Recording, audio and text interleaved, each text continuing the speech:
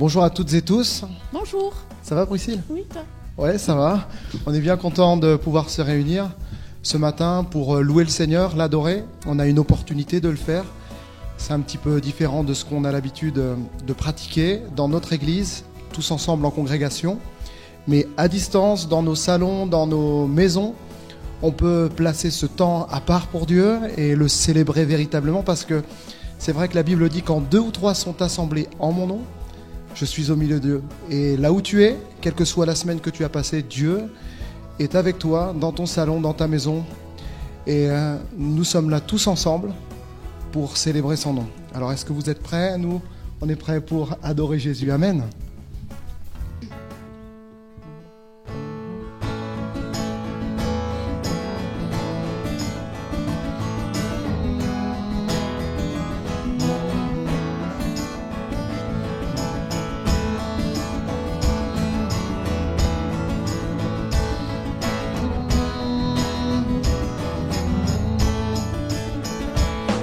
Entendez tous l'appel, adorez l'Éternel, vous familles de la terre, célébrez ce que Dieu a fait. Entendez tous l'appel, adorez vous familles de la terre, célébrez ce que Dieu a fait. Dites-le fort, encore plus fort, annoncez ce que Dieu a fait. Dites-le fort, louez son nom, que la terre se réjouisse, car le Seigneur règne. Dites-le fort, encore plus fort, annoncez ce que Dieu a fait. Dites-le fort, louez son nom, que la terre se réjouisse, car le Seigneur règne. Restez grand et l'amour envoyé du haut des cieux. Le Fils de Dieu pour nous est mort, ressuscité, il vit encore. Dites-le fort, encore plus fort, annoncez ce que Dieu a fait. Dites-le fort, louez son nom, que la terre se réjouisse, car le Seigneur règne. Quand son nom retentit, de la nature un chant jaillit, car il vient juger la terre avec justice et vérité. Dites-le fort, encore plus fort, annoncez ce que Dieu a fait. Dites-le fort, louez son nom, que la terre se réjouisse, car le Seigneur règne. Dites-le fort, encore plus fort, annoncez ce que Dieu a fait. Dites-le fort, louez son nom, que la terre se réjouisse, car le Seigneur règne. Que la terre se réjouisse, car le Seigneur règne.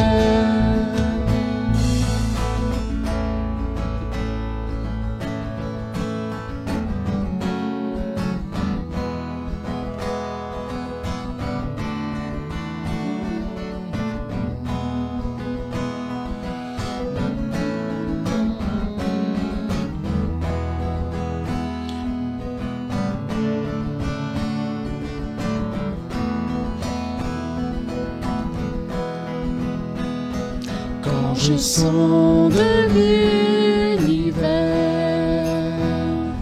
les astres que tu as créés,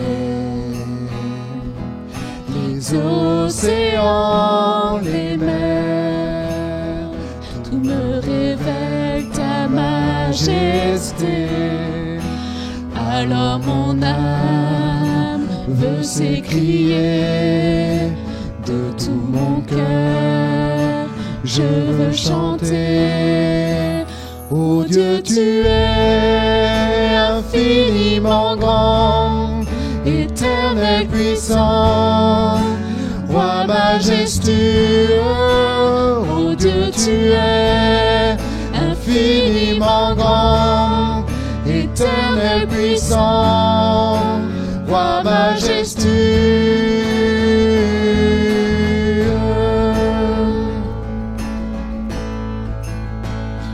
Quand je songe que tu m'as fait, que tu t'es révélé à moi, que pour moi tu as tout créé, tout me révèle ta bonté.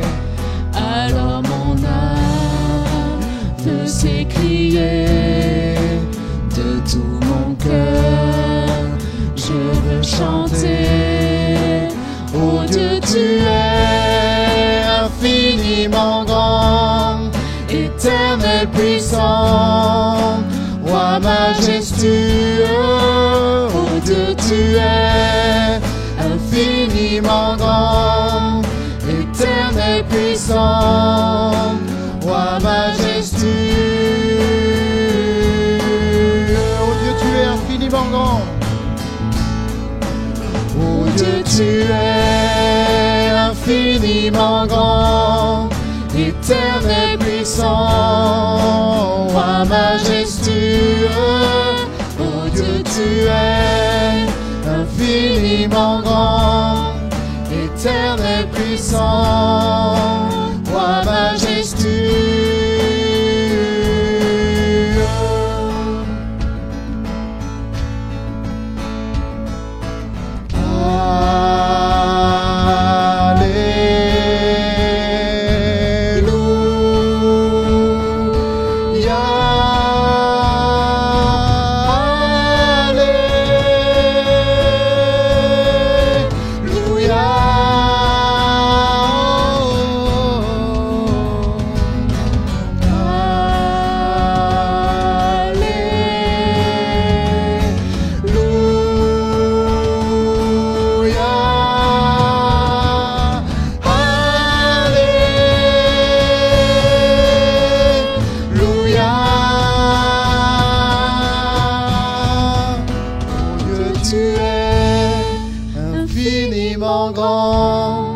Éternel puissant, roi majestueux.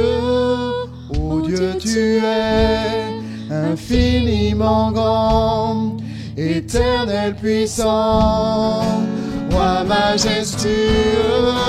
Ô Dieu, tu es infiniment grand, éternel puissant, roi majestueux. Ô Dieu, tu es infiniment grand, éternel puissant, roi majestueux.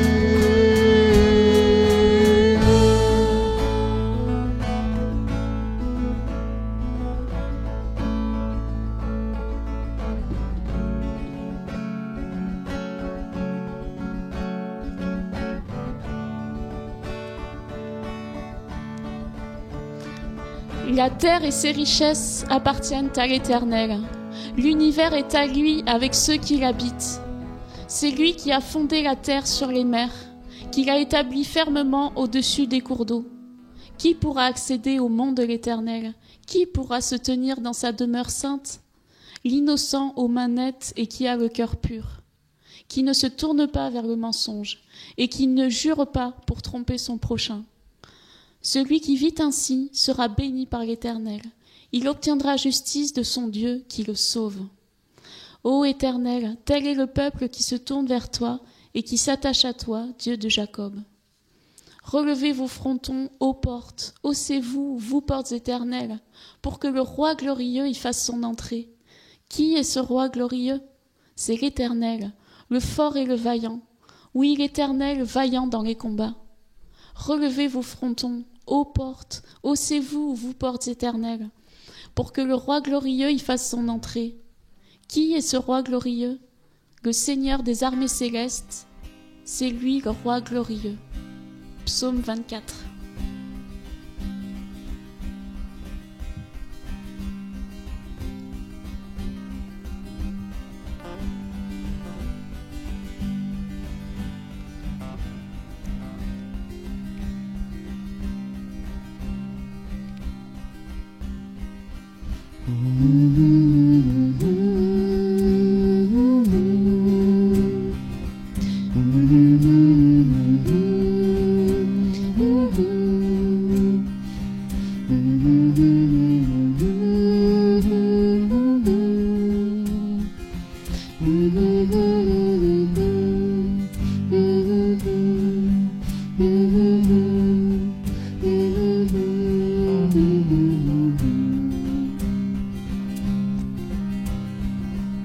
Nous sommes une maison pour toi, un autel pour briller ton nom, un lieu réservé pour ta présence, où tu aimes rester, t'arrêter, demeurer et briller par ta lumière. Nous sommes une maison pour toi, un autel pour prier ton nom, un lieu réservé pour ta présence, où tu aimes rester, t'arrêter, demeurer et briller par ta lumière. Tu es l'oasis au milieu du désert, l'eau vive qui coule dans les sources amères, le soleil qui brille au milieu de la nuit, l'aurore qui se lève sur nos vies.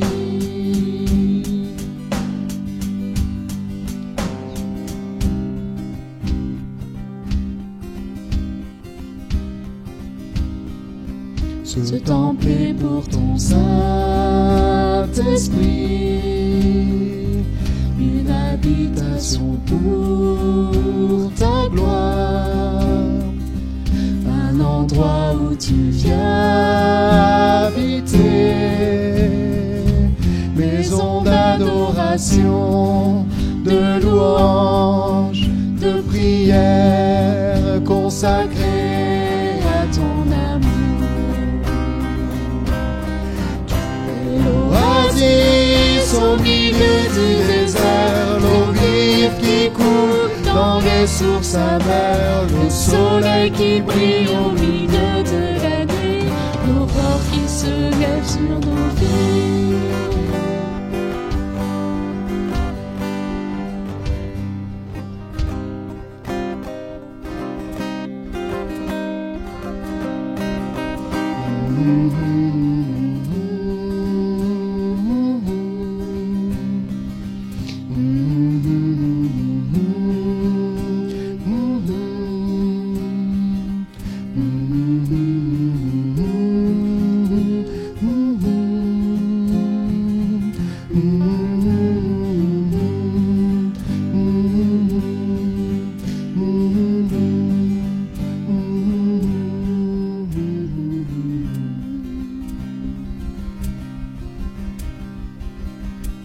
Alléluia.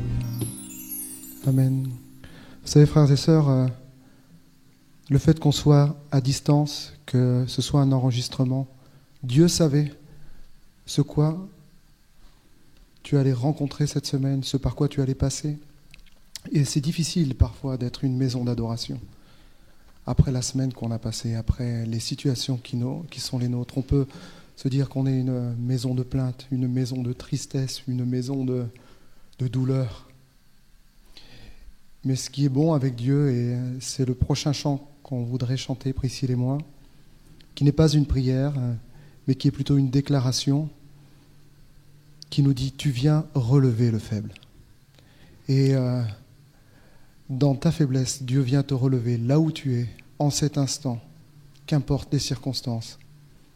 Il peut te relever. Saupoudre ta situation de foi ce matin.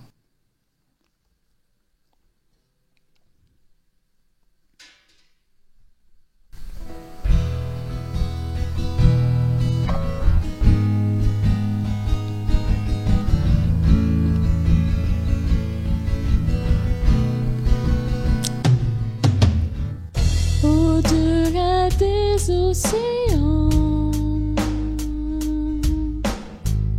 tu es venu me chercher. Au-delà de mes tourments, ton amour a triomphé. Montre-moi la splendeur et la beauté qu'il y a à t'obéir de tout cœur, à se confier à ta voix. Tu viens relever le faible, tu le prends dans tes bras, tu le conduis vers ton Père, qui le console ici-bas. Entends le cri de ma prière, sois mon secours et ma joie. Passer de l'ombre à ta lumière, j'ai mis mon espoir en toi.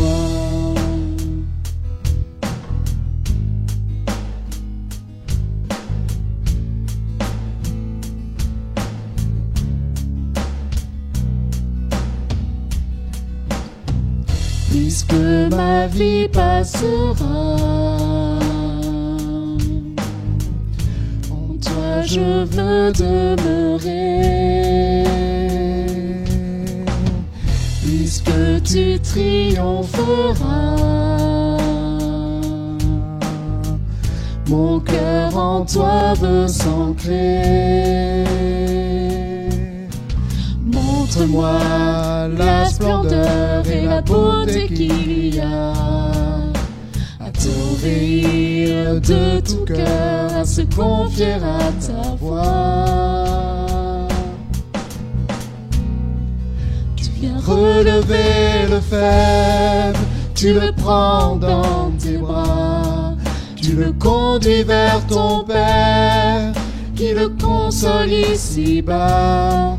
Entends le cri de ma prière, sois mon secours et ma joie. Passer de l'ombre à ta lumière, j'ai mis mon espoir en toi. Passer de l'ombre à ta lumière, j'ai mis mon espoir en toi. Passer de l'ombre à ta lumière, j'ai mis mon espoir en toi.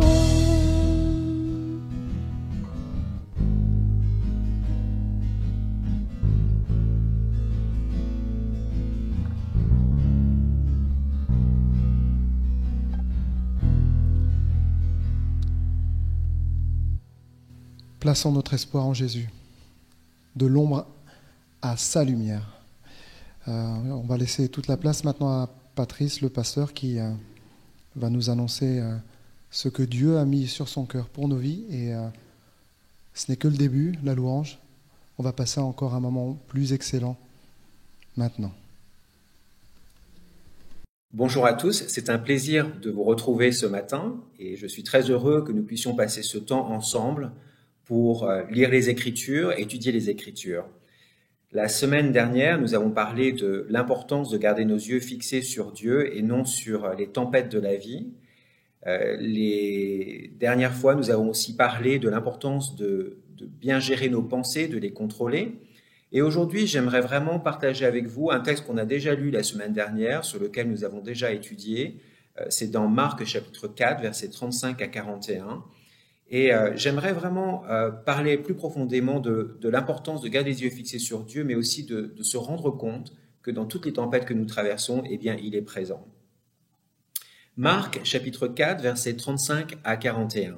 Il est écrit: ce même jour, sur le soir, Jésus leur dit: passons à l'autre bord. Après avoir renvoyé la foule, ils l'emmenèrent dans la barque où il se trouvait. Il y avait aussi d'autres barques avec lui. Il se leva un grand tourbillon et les flots se jetaient dans la barque, au point qu'elle se remplissait déjà. Et lui, il dormait à la poupe sur le coussin. Ils le réveillèrent et lui dirent: Maître, ne t'inquiètes-tu pas de ce que nous périssons? S'étant réveillé, il menaça le vent et il dit à la mer: Silence, tais-toi. Et le vent cessa et il y eut un grand calme. Puis il leur dit: Pourquoi avez-vous ainsi peur? Comment avez-vous point de foi? Ils furent saisis d'une grande frayeur, et ils se dirent les uns aux autres: Quel est donc celui-ci à qui obéissent même le vent et la mer? Jésus avait enseigné ses disciples avec la parole, et maintenant il voulait les enseigner d'une autre manière, d'une manière plus pratique, pour voir exactement ce qu'ils avaient appris. Les tempêtes ne font pas seulement partie de la vie naturelle, de la vie humaine, elles font aussi partie de la vie spirituelle. La vie en elle-même peut littéralement être vue comme une barque, un voyage sur la mer, avec des tempêtes qui arrivent d'une manière totalement inattendue. Cette vie est connue pour produire des vents d'adversité. Nous vivons dans un monde tempétueux. Cependant, est-ce que vous avez remarqué qu'elles arrivent tout le temps avec une brise qui est calme, et puis le vent commence à monter et ça a le potentiel de devenir un cyclone? C'est intéressant de voir combien d'auteurs chrétiens ont écrit des chants à ce sujet où ils parlent de la mer, des vagues, de l'eau, de la profondeur, du vent, des tempêtes. Je pensais à un chant notamment qu'on connaît tous, c'est Quand le vol de la tempête. Et les paroles vont ainsi: Quand le vol de la tempête vient assombrir ton ciel bleu, au lieu de baisser la tête, compte les bienfaits de Dieu. Quand sur la route glissante tu chancelles sous ta croix, pense à cette puissance qui t'a béni tant de fois. Si tu perds dans le voyage plus d'un cher et doux trésor, pense au divin héritage qui là-haut te reste encore. Compte les bienfaits de Dieu, mets-les tous devant tes yeux, et tu verras, en adorant, combien le nombre en est grand. Je pensais à cet autre chant aussi, qu'on trouve dans À toi la gloire, notre barque est en danger. Et les paroles disent: Prends Seigneur la barre en main, à toi sont nos lendemains, toi seul peux vraiment nous protéger. Des orages et des flots, mais en toi, quel saint repos. Vers le port, tu veux nous diriger. Un autre chant qui est populaire en ce moment, c'est celui de Océan de Hillsong, où ça parle des pieds qui peuvent échouer, et il dit, ce chant nous dit: Tu m'appelles au-dessus des eaux, le grand inconnu où je peux perdre pied, et là, je te trouve dans le mystère de la profondeur de l'océan. Quand les océans montent, mon âme restera dans ton étreinte, car je suis à toi et tu es à moi. Ta grâce abonde dans les eaux les plus profondes. Ta main souveraine sera mon guide là où je peux perdre pied et où la peur m'entoure. Tu n'as jamais échoué et tu ne vas pas commencer maintenant. L'esprit m'a conduit où ma confiance n'a pas de frontières. Laisse-moi marcher sur les eaux, là où tu pourrais m'appeler. Emmène-moi dans les profondeurs où mes pieds ne pourraient jamais s'aventurer, et ma foi se renforcera en présence de mon Sauveur. Et c'est exactement ce que Dieu fait, parce que c'est ce qu'il est. Et dans Marc 4, c'est comme si Jésus dit à ceux qui veulent le suivre qu'il y a un avertissement dans la parole de Dieu. Les tempêtes vont arriver. Il faut absolument qu'on l'intègre dans nos pensées. Les tempêtes vont arriver à un moment ou à un autre. Et cet avertissement est toujours suivi d'une application pratique de sa parole. On doit se l'approprier une fois qu'on l'a assimilé. Et dans ce texte, eh bien, Jésus avait peu de choses à dire. La seule chose qu'il a dit, c'était « Silence, tais-toi ». Et on voit que le vent s'est arrêté, les vagues se sont arrêtées. Une fois encore, les leçons dans cette tempête faisaient partie du programme de Dieu. Dieu a une volonté permissive, oui, c'est vrai. Il permet parfois des tempêtes dans notre vie. Et au travers de ces tempêtes, eh bien, il nous enseigne de grandes leçons. Soit on les accepte, soit on les rejette, mais à la fin de la journée, en tout cas, on ne peut pas être épargné de ces tempêtes parce que c'est sa façon de nous enseigner les choses. Le Seigneur a toujours des tempêtes et des épines pour chacun d'entre nous, et comme par hasard, eh bien, elles sont fabriquées juste pour nous. Elles sont personnalisées, elles sont customisées, je dirais, à la carte, juste pour nous. Des tempêtes dans lesquelles nous ne pouvons pas ramer, des épines que nous ne pouvons pas forcément enlever de notre chair. Mais ces choses, en tout cas, nous forcent à ne pas dépendre de nous, de ne pas dépendre de nos forces, de nos connaissances, de notre expérience, mais elles nous obligent à faire appel à Dieu, elles nous obligent à nous humilier devant Dieu et elles nous obligent à appeler au secours. Alors, nous devons apprendre à rester humbles et faire appel à Dieu. J'aime ce passage dans 2 Corinthiens 12, versets 6 à 10, où l'apôtre Paul dit « Si je voulais me glorifier, je ne serais pas un insensé, car je dirais la vérité. Mais je m'en abstiens, afin que personne n'ait à mon sujet une opinion supérieure à ce qu'il voit en moi ou à ce qu'il entend de moi. Et pour que je ne sois pas enflé d'orgueil à cause de l'excellence de ces révélations, il m'a été mis une écharpe dans la chair, un ange de Satan, pour me souffleter et m'empêcher de m'enorgueillir. 3 fois, j'ai prié le Seigneur de l'éloigner de moi et il m'a dit « Ma grâce te suffit, car ma puissance s'accomplit dans les faiblesses. Je me glorifierai donc bien plus volontiers de mes faiblesses afin que la puissance de Christ repose sur moi. C'est pourquoi je me plais dans mes faiblesses, dans les outrages, dans les calamités, dans les persécutions, dans les détresses pour Christ. Car quand je suis faible, c'est alors que je suis fort. » Alors que peut-on retenir de ce texte dans Marc 4 ? La première chose, dans les versets 35 à 36, on voit la promesse et la présence d'un sauveur, Jésus. Ces passages, ces versets nous disent « Passons à l'autre bord, après avoir renvoyé la foule. » Ils l'emmenèrent dans la barque où il se trouvait. Jésus a donné à la fois la direction et la destination. La présence de Christ à bord ne garantit pas une mer d'huile, une mer sans vagues, bien au contraire, mais il promet en tout cas qu'il va nous protéger dans la tempête, peu importe la taille de cette tempête. Tous ceux qui croient réalisent par leur propre expérience que connaître la puissance et l'amour de Dieu ne vont pas forcément ensemble. Il n'a pas promis que le voyage serait facile, mais il garantit en tout cas d'arriver à destination. On voit aussi dans le verset 37 le sort qui les attendait. Il s'éleva un grand tourbillon et les flots se jetaient dans la barque au point qu'elle se remplissait déjà. Ce qui est intéressant ici, on voit le côté soudain des choses, la façon dont les choses arrivent si rapidement alors qu'ils ne se sont pas préparés. Pouvez-vous entendre les disciples? On n'a même pas eu le temps de se préparer. Si on avait su, on ne serait pas venu sur cette barque, sur les eaux.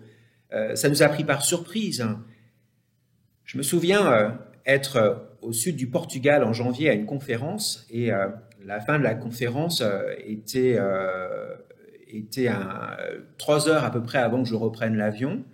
Et j'ai décidé d'aller marcher sur la plage avec quelques amis, juste le temps de me reposer un petit peu et de prendre le taxi pour aller à l'aéroport. Et donc nous marchions tranquillement, nous parlions, nous étions en train de réfléchir à tout ce que nous avions entendu et soudainement le ciel a commencé à tourner. Il y a eu cet orage, des pluies torrentielles et finalement on a été obligé de courir justement à l'hôtel pour pouvoir se changer et pour pouvoir aller prendre l'avion. Et forcément à ce moment-là, on s'est dit mais pourquoi on a fait ça? Pourquoi on est venu sur la plage? Pourquoi on n'a pas fait attention? Pourquoi on n'avait pas de parapluie? À la fin de la journée, on était vraiment trempés et il a fallu se changer avant d'aller prendre l'avion. Et beaucoup de fois, ces tempêtes arrivent dans nos vies au moment où on s'y attend pas du tout. Ce genre de situation arrive dans les eaux qui nous sont parfois familières, là où on ne s'y attend pas. Et le miracle de la tempête ne nous enseigne pas comment endurer l'adversité avec patience, ou comment Jésus va venir à notre secours, ou que Jésus va faire disparaître les tempêtes de notre vie parce qu'on a peur ou parce qu'on crie à lui. L'accent ici est mis sur qui est Jésus et sa présence au milieu de ces tempêtes.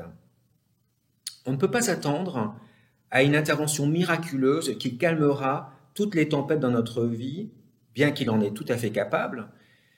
Mais c'est pas parce qu'on va crier à Dieu et qu'on va lui demander d'arrêter cette tempête qu'il va forcément l'arrêter, bien qu'il soit capable. Par contre, les tempêtes font partie de notre vie et personne ne peut y échapper. Il n'y a pas de mer sans vagues et nous devons toujours nous attendre à l'inattendu. Les chaos frappent nos vies et tout peut arriver si vite. À un moment, tout va bien, mais en un instant, c'est l'enfer. Les disciples, qui étaient des marins-pêcheurs, savaient que les rafales soudaines étaient une menace sur le lac. Mais cela n'a pas rendu les choses plus faciles quand cette tempête est arrivée. Alors, quelles sont les tempêtes de notre vie?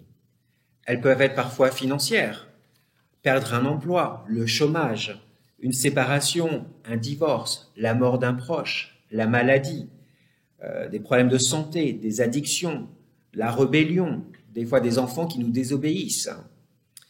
On voit que les tempêtes de la vie peuvent toucher tout le monde, peu importe qui nous sommes.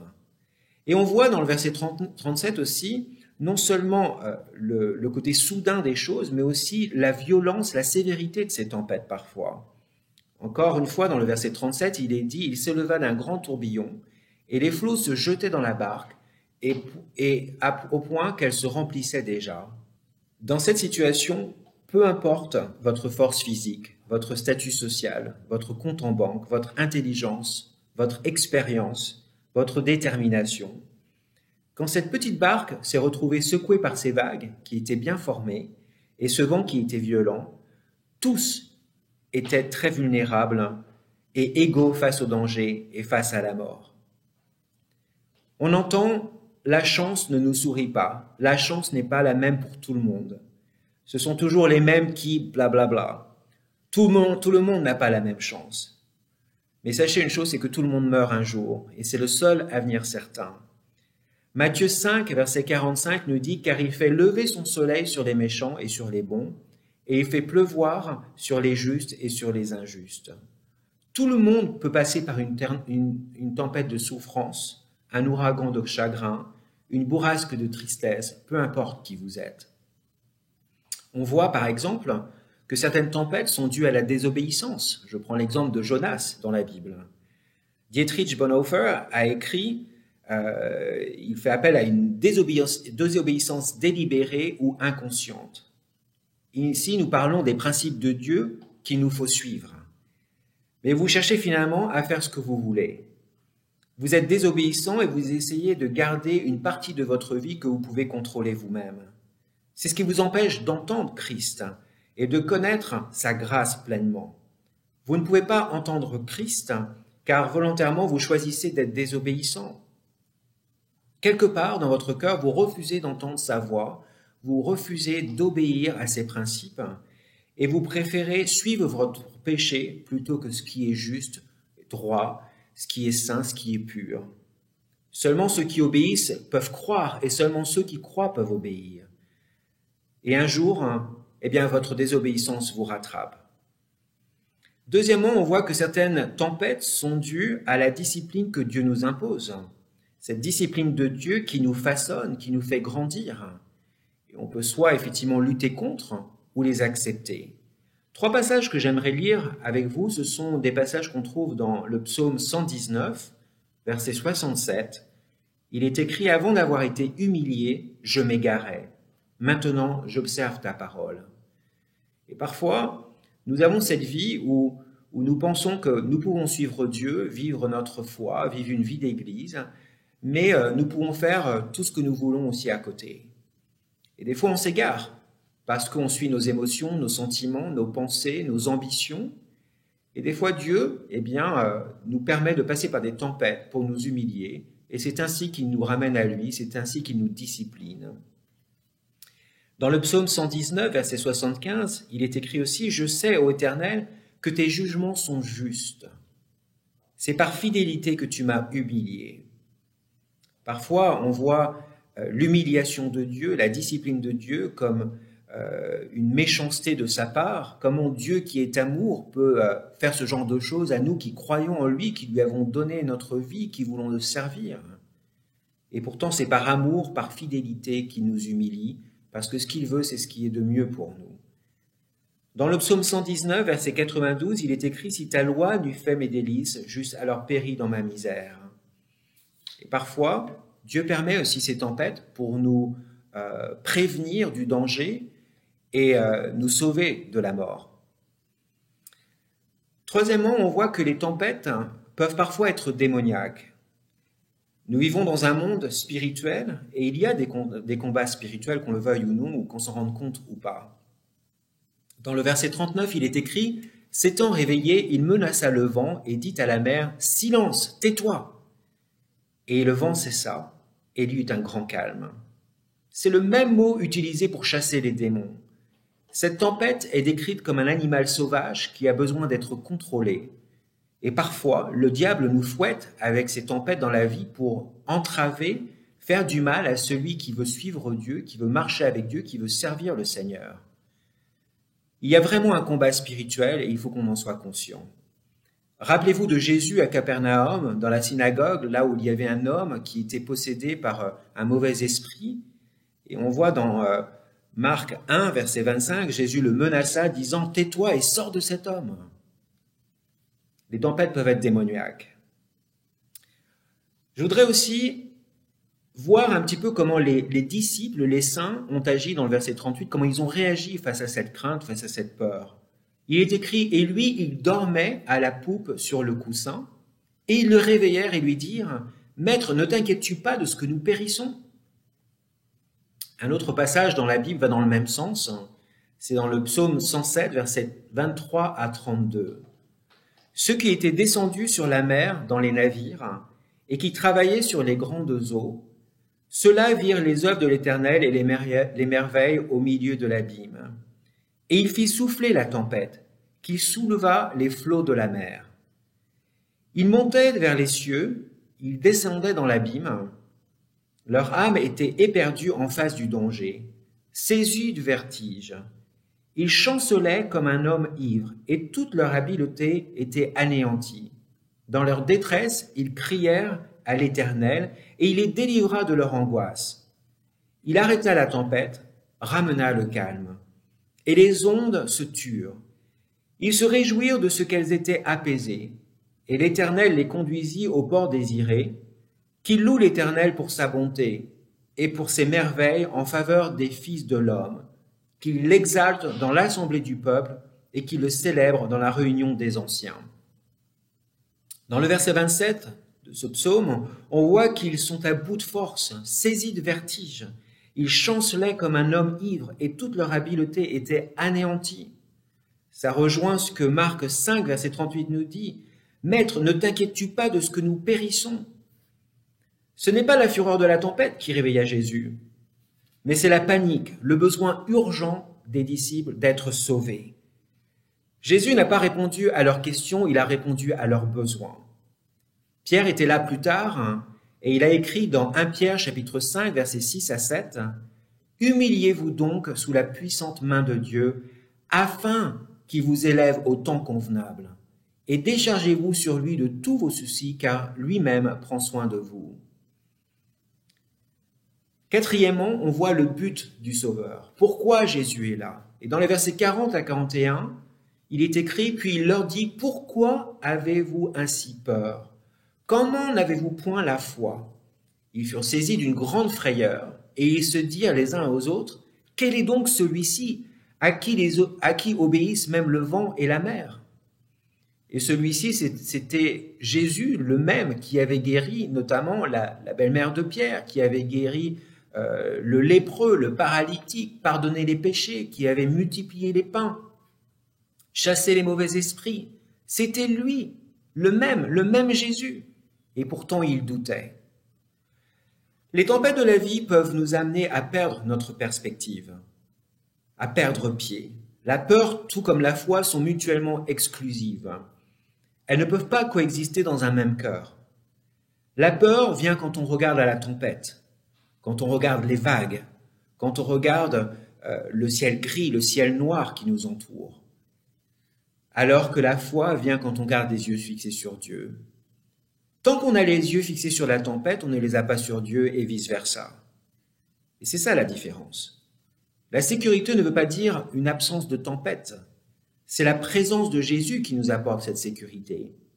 Puis il y a une transition majeure qui arrive dans les versets 40 et 41, où on voit que finalement leur peur passe de la tempête à celle de leur Sauveur. Même dans sa mort, Jésus faisait peur. Matthieu 27, verset 54, il est écrit « Le centenier et ceux qui étaient avec lui pour garder Jésus, ayant vu le tremblement de terre et ce qui venait d'arriver, furent saisis d'une grande frayeur et dirent « Assurément, cet homme était le Fils de Dieu. » En conclusion, que peut-on dire sur ce message? Eh bien, c'est l'importance vraiment de reconnaître nos faiblesses et de reconnaître finalement que notre foi, eh bien, on la voit vraiment, on voit ce qu'elle vaut à partir du moment où nous passons par ces moments compliqués de la vie. On ne connaît jamais la faiblesse de notre foi jusqu'à ce qu'on soit placé dans la fournaise des épreuves. Les oppressions, l'anxiété, les tempêtes de la vie. C'est quand on presse un citron qu'on voit vraiment s'il y a du jus ou pas. Et quand on est oppressé, quand on passe par ces moments compliqués, eh bien c'est là où on voit la vraie valeur de notre foi, si elle tient ou pas. La majesté de Dieu me dépasse parfois au point où je me pose des questions.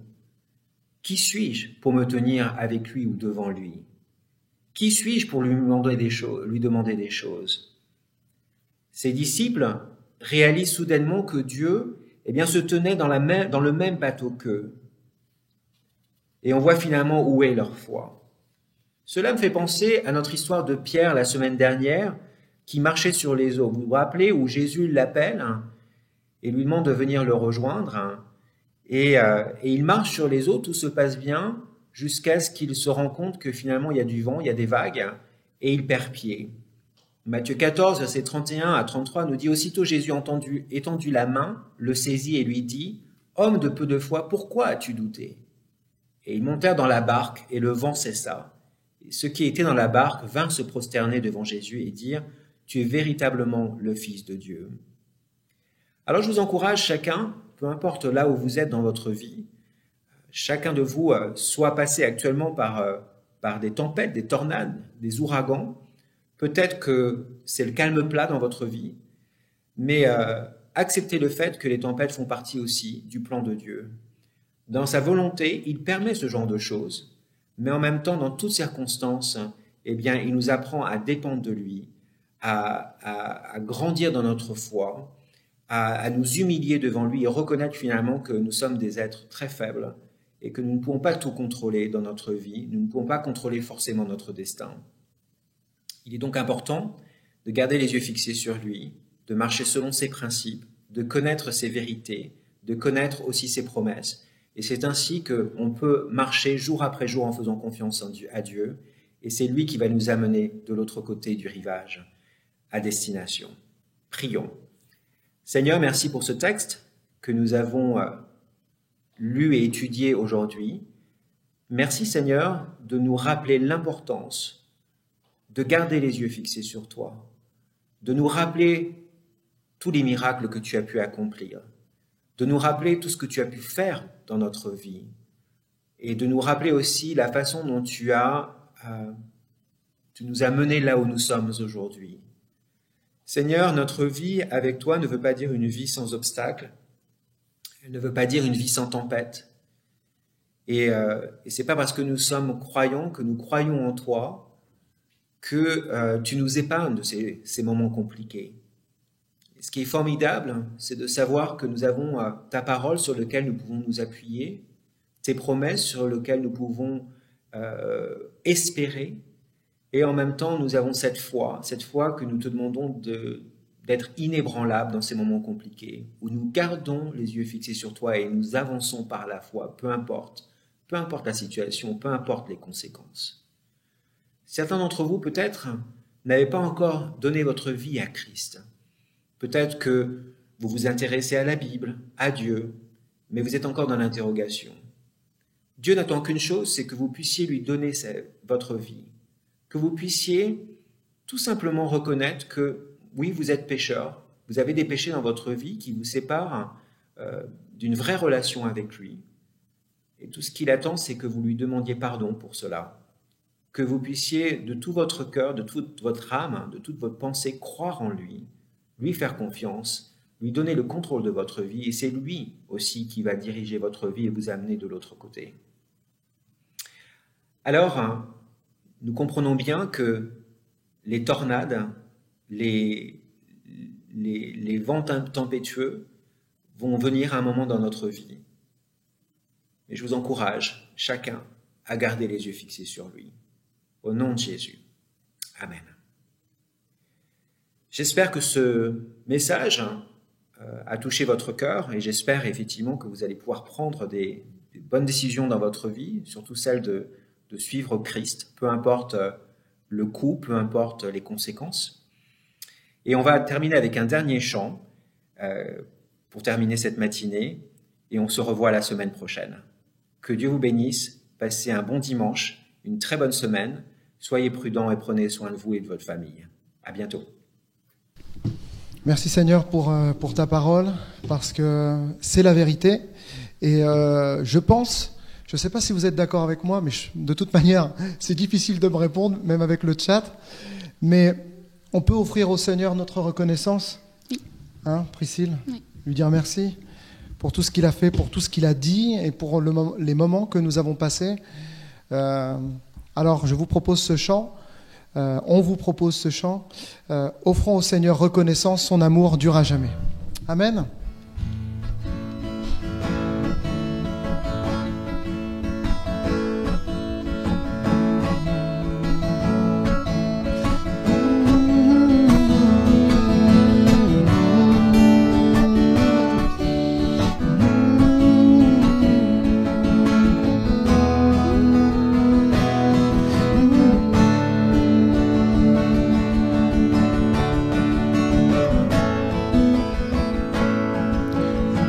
Seigneur, reconnaissance, son amour dure à jamais, car il est bon, il est au-dessus de tout, son amour dure à jamais. Chantons,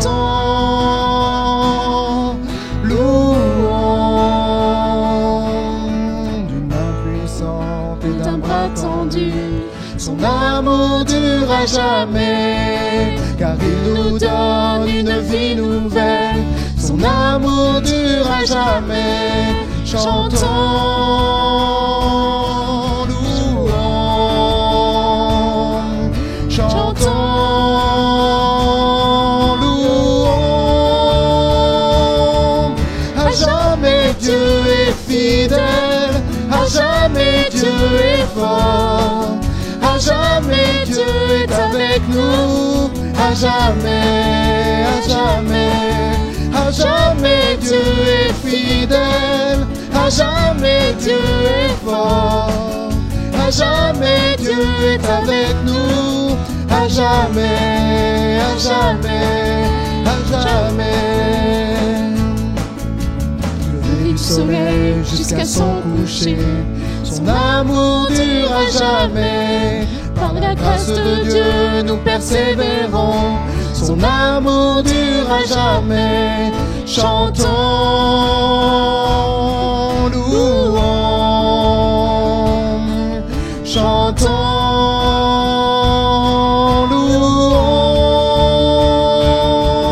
À jamais Dieu est fidèle, à jamais Dieu est fort, à jamais Dieu est avec nous, à jamais, à jamais, à jamais Dieu est fidèle, à jamais Dieu est fort, à jamais Dieu est avec nous, à jamais, à jamais, à jamais. Alléluia. À jamais Dieu est fidèle avec nous. Et nous voulons lui être fidèles ce dimanche et aussi toute la semaine qui vient. Nous vous souhaitons un bon dimanche. Nous espérons que vous avez passé un bon culte en notre compagnie. Vous avez le site internet de l'église qui est disponible. Nous avons aussi une page Facebook que vous pouvez consulter. Et nous vous disons à bientôt, à très bientôt. Soyez bénis. Bon dimanche à toutes et tous.